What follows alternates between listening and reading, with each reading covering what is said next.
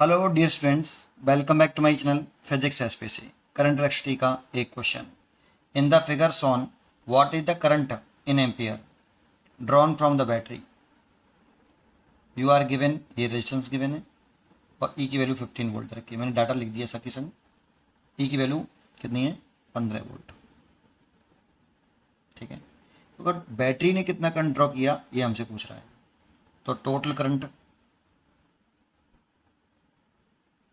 drawn by the battery I is equal to total EMF upon total resistance। और total EMF ई दे रखा है हमें। अगर हम सर्किट का टोटल रेजिस्टेंस निकाल लें तो टोटल करंट आ जाएगा अभी आपका। ठीक है, तो टोटल करंट निकालने, टोटल रेजिस्टेंस निकालना है पूरे सर्किट का।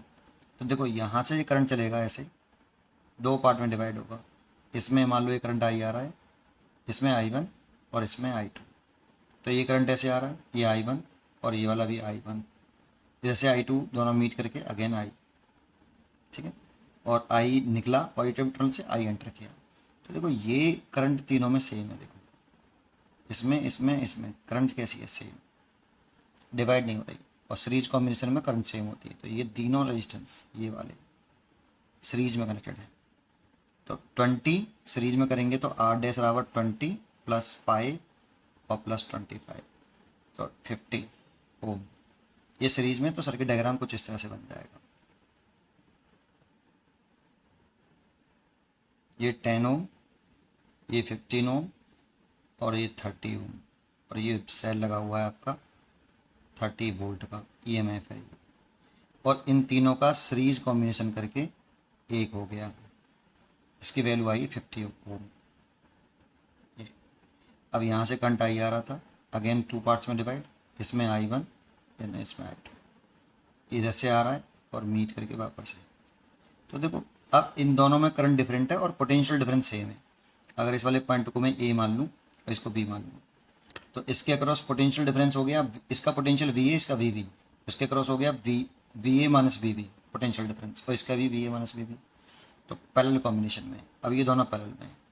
तो इन दोनों का पैरेलल निकाल लें। आर डबल डैश बराबर ऐसे निकाल लो, R1 into R2 over R1 plus R2। ये दो के लिए सही होता है, ये इसी से आया है। 1/R dash equal to 1/R1 plus 1/R2। इसी से करोगे, सॉल्व करोगे तो ये आ जाएगा। डायरेक्ट कर लिया करो ऐसे, है ना। तीन के लिए करना पड़ेगा तो ऐसे नहीं होगा, तीनों के लिए वैसे ही करना पड़ेगा। फिर दो के लिए वैलिड है।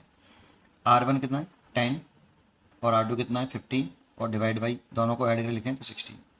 10 से कट गया 6 बार और 25/3, 2 से कैंसिल कर दिया तो 25/3। तो इन दोनों का अब एक कर लेंगे तो डायग्राम कुछ इस तरह से बन जाएगा। इन दोनों का कंबाइंड करके 20/5 आ रहा है ये वाला, है ना। देखो ये दोनों लगे हुए हैं ए और बी के बिटवीन, तो ए रहा और बी रहा। तो इसका आया 25/3। अब यहाँ पे बैटरी लगी हुई है इस तरह से। अब यहाँ से करंट चल रही है आई, ऐसे आई तो चल रही थी, अब डिवाइड नहीं हुई। देखो आई और ये आई। अब तीनों में करंट सेम है, 15 और 30 और 25 करंट सेम है। देखो जितनी निकलती है करंट बैटरी की पॉइंट से उतनी लीव कर एंटर करती है ना। तो ऐसे, तो ये तीनों अब अगेन सीरीज में हो गए। तो इक्विवेलेंट रेजिस्टेंस आ जाएगा, R equivalent equal to 15 plus 25/3 plus 30। 3 LCM ले लिया, 45 हो गया प्लस 25 प्लस 90।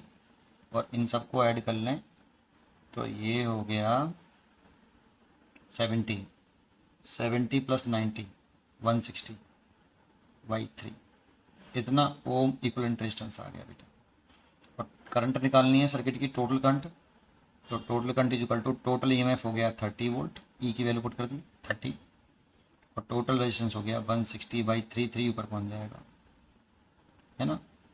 और क्या करें, 30 वोल्ट था क्या? नहीं 15 वोल्ट था यार, गलती क्यों कर रहे हो। 15 वोल्ट था यार, ये 15 वोल्ट है बेटा, ये गड़बड़ हो जाता सब अभी। 15 वोल्ट, ठीक है। अब काटो, तो 5 से काट दो 3 बार और 5 से काट दो 3 और 2 32। तो ये 5 से कैंसिल किया है, 3 और 3 9, 9/32 एम्पियर। बैटरी जो करंट ड्रॉ कर रही होगी वो 9/32 ओम का एम्पियर कर रही होगी। सी चॉइस इज करेक्ट। पढ़ते रहिए और खुश रहिए।